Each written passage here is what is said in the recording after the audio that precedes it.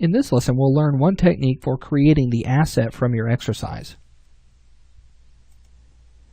Alright, so this is 03_exercise, and taking a look at this reference image, I just want to kind of take you through the process that I take whenever I'm creating shapes from concept images or reference images like this. So looking at this, the first thing that I notice are the arms that are protruding out of this shape. And I know that the tool that I can use to create that is the extrude tool. And so with that element out of the way, I know that this particular shape has 4 sides. So I can count the arms, so 1, 2, 3, 4, and I could also get an idea of what the polygons look like underneath that, because the arms that are extruded out are triangles. So looking at this and looking at the top, it kind of looks like a pyramid of some sort. So we have triangles and we have 4 sides around the top. Now we also have 4 sides around the bottom, which are very similar. Now the bottom looks a little bit different. Instead of having triangles, it does have quads, and then it has a flat bottom. So that might be something a little more challenging. So what I'm going to look for is a basic shape that has triangles across the top and 4 sides all the way around. So let's go into 3ds Max and let's take a look at how we can overcome that problem. So looking at our objects, and again we're using the enhanced menus here. So if I go to Objects and I take a look at my standard primitives, the closest one that I can see might be a cone or even a pyramid. Let's go ahead and drag in a pyramid and see what we get out of this. So here we can see that we have 4 sides, and we have the triangles, exactly what we were looking for there. And then I also have the ability to convert this to an editable poly, and I could grab this one vertex right here, and with my move tool I could pull that straight down to get the exact shape that I had before. Now this is one way of doing that, so that's a pyramid. I also have underneath our extended primitives, this is the one that we actually used before. This is a hedra. If we drag and drop that in, we have the exact shape that we need there. We don't have to worry about uneven points and the distances between those. So either way will be a good place to start. Okay, and again, I'm just showing you this because there are multiple ways of getting to the end result. So I'm going to go ahead and use the hedra in this case, and I'm going to go ahead and apply that standard material to this guy, so that way it's a little bit easier to see. Go ahead and darken that up a little bit. And I also like to give it just a little bit of specularity. So just kind of playing around with some of these colors a little bit. A little bit of blue specular. Okay, just so I can see my shape a little bit easier. So with this, let's go ahead and talk about the tools that I had identified in the concept image. So I could go ahead and convert this to editable poly, and then select the polygons across the top, just like so, and then use that extrude tool.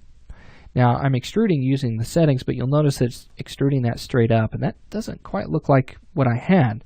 So let's try a different extrusion method. Instead of by group, let's do local normal. That's a little bit different, but not quite the same. Let's do by polygon.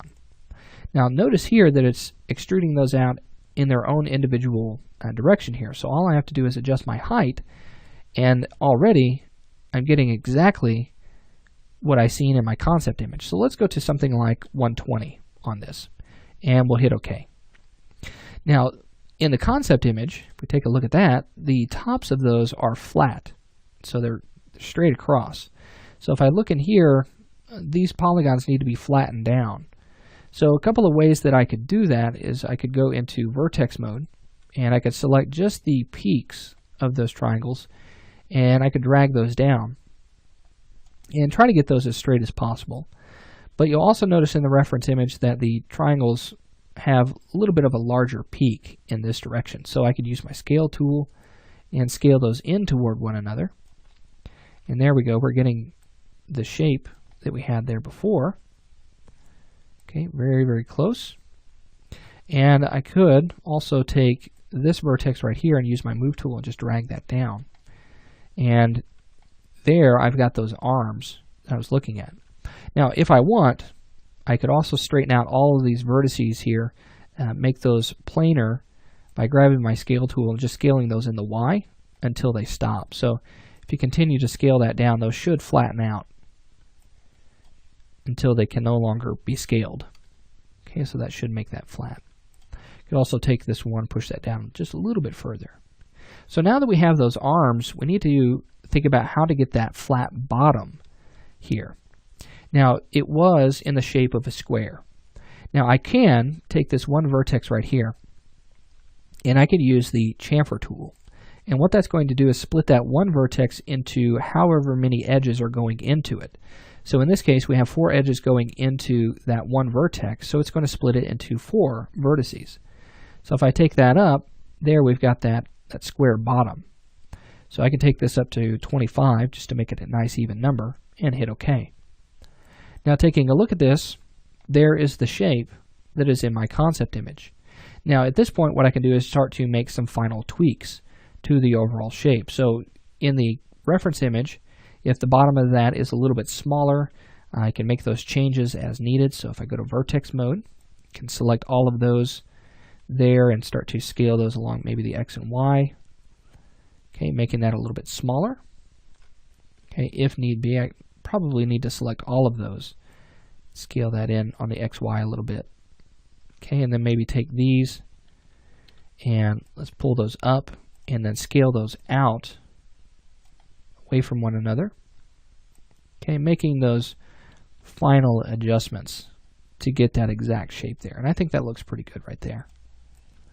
Now, the final thing that we need to look at on this particular object in our reference image is that the edges are smoothed.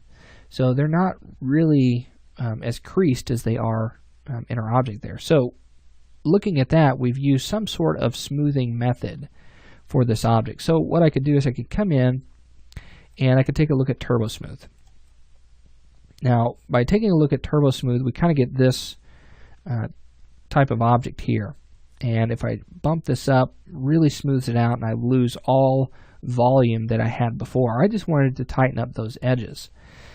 So a couple of ways that we could get that to smooth back out is by leaving our Turbo Smooth on and then going to Edge mode and turning on Show End Result. We could use Swift Loop and start making the cuts that we need around the edges to start hardening up those particular points.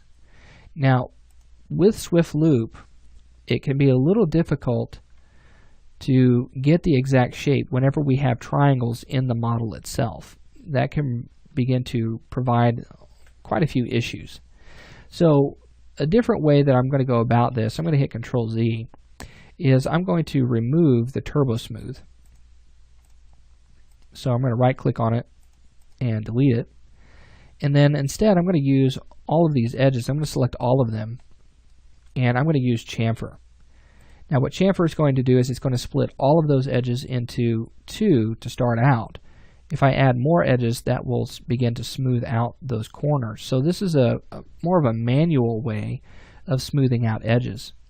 So I'm going to set this to 2 and then might take up my segments up to 2, maybe even 3 to get that as smooth as possible, and then hit OK. Now looking at this, if I deselect this and just kind of take a look at my model, notice how smooth those edges become. And inside of the realistic view, we can see exactly what that would look like rendered out. So we've got those edges that are nice and chamfered, nice beveled edges, looking good. And we've just created or used one solution to create that simple shape in our reference image. So in our next lesson, what we're going to do is we're going to move on to our next skill builder, where we're going to talk about bridging, and we're just going to review over that tool and discuss some ways on how that can be helpful. So I'll see you then.